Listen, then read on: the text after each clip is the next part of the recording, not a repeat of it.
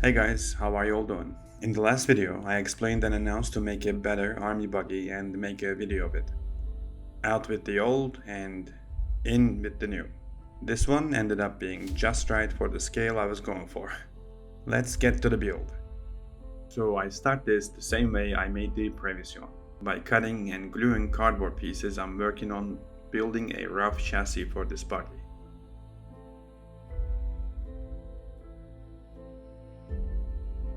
Once the three sections of the chassis is glued, I start sorting my jewelry bits to make 4 wheels. Just like the previous one, I'm making its rear tires wider than the front ones. Would have worked out better if I had a bit bigger circular beats than the ones I'm using here. So I could make the rear tires bigger in diameter as well as they are wider than the front set of tires. So I'm basically making a sandwich of round bits for each tire. Then I intended to glue these bits in there, which would hold the axles. But they were slightly smaller than the hole they were supposed to be glued. So I wrapped them with strips of cardstock, then glued them.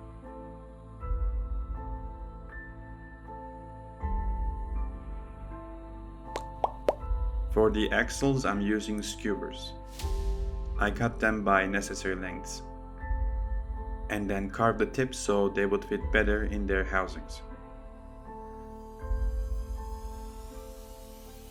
That's how I make a set of wheels.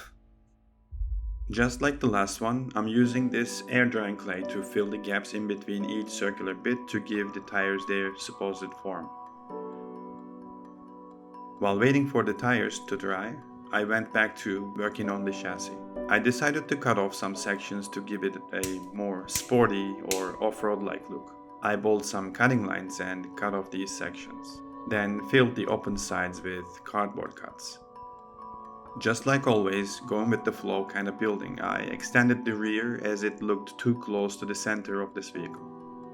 I don't like seeing definitive shapes, so I cut off some strips to glue on the cut sections as well as to make it look a bit more buffed up. The next day I went back to work on the tire assemblies, rolled them around a bit to notice the uneven sections, then sanded them with sanding sticks accordingly. As this is not a go-kart, I carved some horizontal grooves, just like the last one. To be honest with you, I should have carved diagonal grooves or realistic tire grooves, but that would require a Dremel work, and as I explained before, I can't work with it since I'm mainly working during the night times. So this had to do it. But pushed my luck to drill holes for the axles to go into with a hand drill. Once that's out of the way, I glued the axles on the chassis. I added rivet bits on the rims to decorate them. Also, back where the tires are looked too empty, so I added panels there to give a diagonal, more dynamic shape to the vehicle. Closed their exposed sides with more cardstock.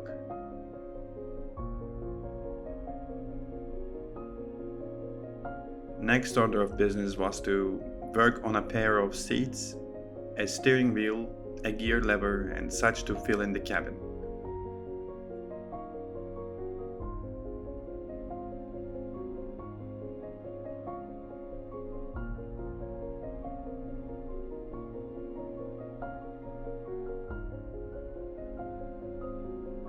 After that, I started working on a completely made up engine unit to go back of this buggy.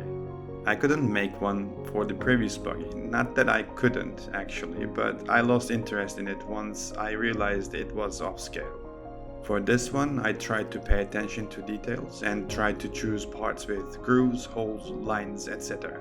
I utilized parts like jewelry bits, CA glue caps, a figure base, etc. for this. Then I made a pair of exhaust pipes from thinner skewers. Tried to give them a bend shape with the help of baking soda CA glue combination. Roughly sanded off the baking soda so the paint job would be okay on them. And tried to give them depth feeling to them with a drill bit. Overall, it looked how I imagined it would be. From here on, I started working on the protective cage around it. There's not much explaining here as I did exactly what I did for the previous smaller one. Didn't plan exactly how each pieces would be positioned and improvised on the way. The sides took more effort as I had to bend skewers twice to match the shape on the sides of the body without breaking the skewers.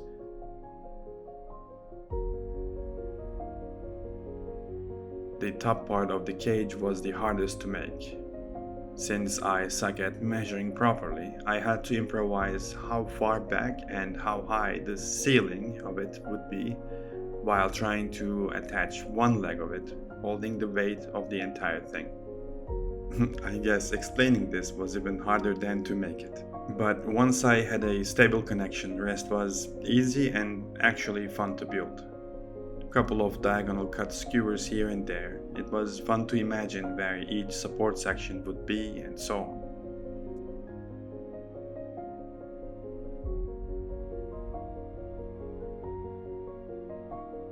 After that, I added more sections to this to both fill in the gaps and make it look better.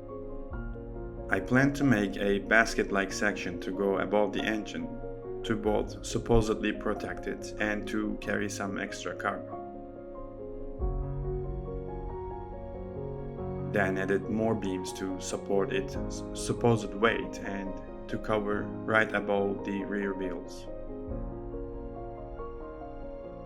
Then I added a pair of cardboard pieces to extend the front and rear further, and added bumpers out of steering sticks on each side.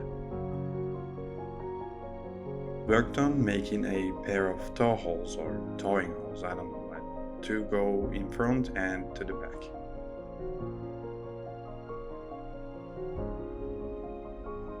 I made a pair of headlights.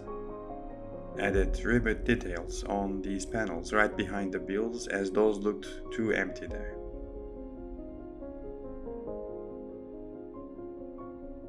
Next, I started working on the machine guns, one to go on the top and one to be positioned by the passenger seat. I used the usual items to build these: cubic jeweler beads, cardboard pieces, Q-tip pipes, and so on.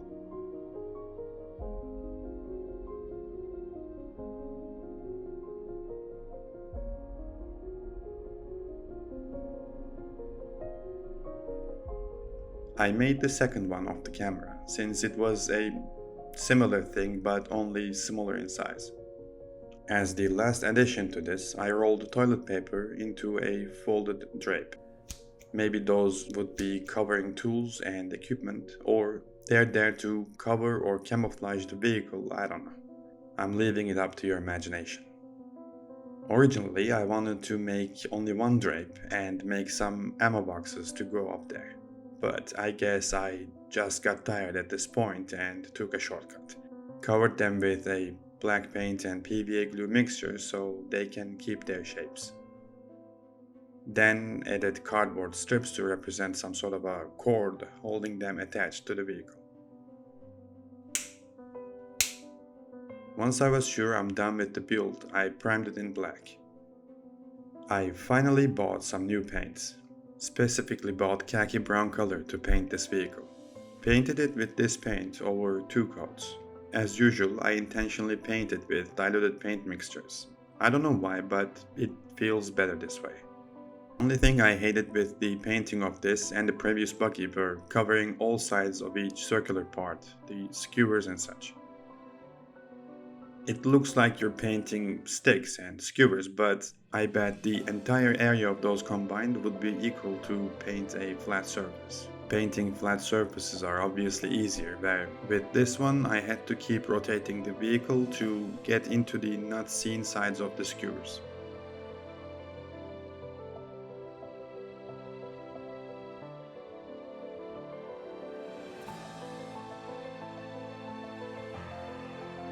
Painted the tires with rubber paint. I should probably stop using that as it doesn't make sense since most tires are just plain black. I don't even remember why I bought that paint back then. Painted the seats and steering wheel with anthracite gray.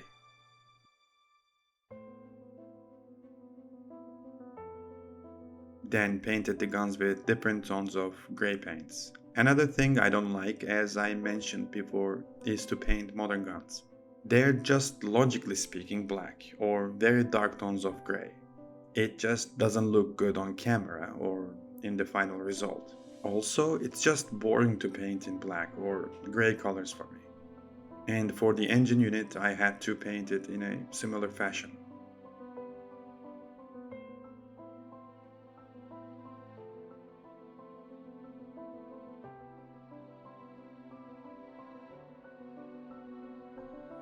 Another one paint I bought recently is this rust color. I always wanted to try this out and applied this all over the exhaust pipes where it makes sense for the pipes to get rusty. At least I know that from my own motorbike. Painted the rear lights with red as usual, and the front lights with silver. Then the tarps. I painted them with 2 coats of diluted green-brown color, first being more diluted than the second one. I wanted to differentiate the tarps from the rest of the vehicle, that's why I chose this color. Once the actual paint job finished, I started on weathering this buggy. I added chipping effects. I first added black spots and then randomly added natural steel over them.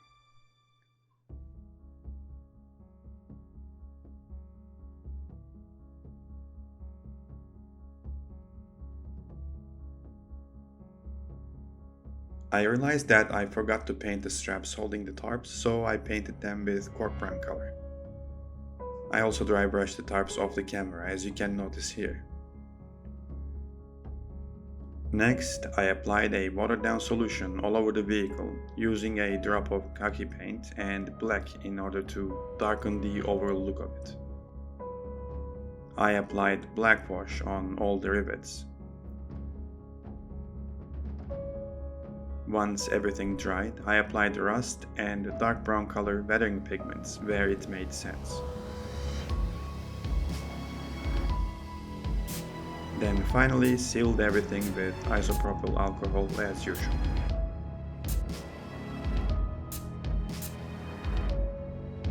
Final result ended up being just as I wanted it to be. Nothing too fancy, no exaggerated details and additions, just a buggy with the necessary details and objects around it. Of course, there are certain parts I would have done better, or worked for finer finishes and such, especially where I had to glue with baking soda. But that requires Dremel sanding and I can't utilize it during these times in my life.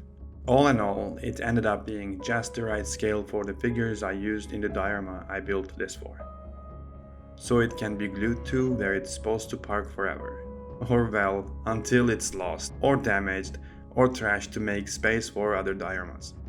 Thank you for being here and watching this episode.